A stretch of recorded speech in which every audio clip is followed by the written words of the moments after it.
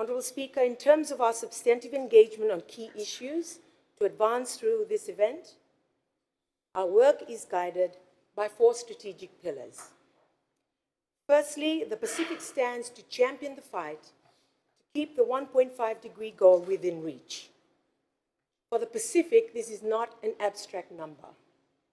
It is the difference between manageable risk and escalating harm to our coastlines, food systems, water security, and economies. Fiji will support stronger ambition consistent with the latest science, our respective responsibilities, and the reality of the urgency we face as small island states.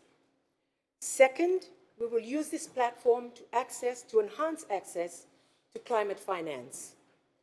We need finance that is sufficient, predictable, simplified, and most importantly, accessible. Systems that work for small island states facing practical climate pressures now.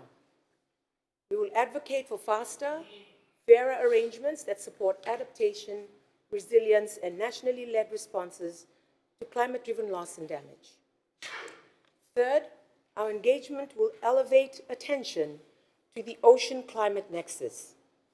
The ocean is central to our food security, transport, economies, cultures, and our very own identity. The appointment of Honourable Siri Ratu as Ocean Envoy reinforces our determination to integrate the advancement of ocean-based solutions into the substance of international climate negotiations.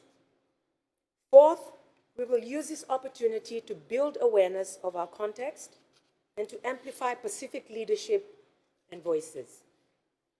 Pre-COP31 must tell a story, not only of our vulnerability, but of our leadership as Pacific, our stewardship, our solutions, our unity, and our political clarity.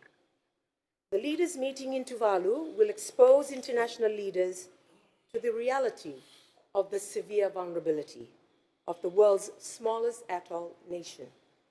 The convening of formal proceedings in Fiji will ensure our context and culture is front and center.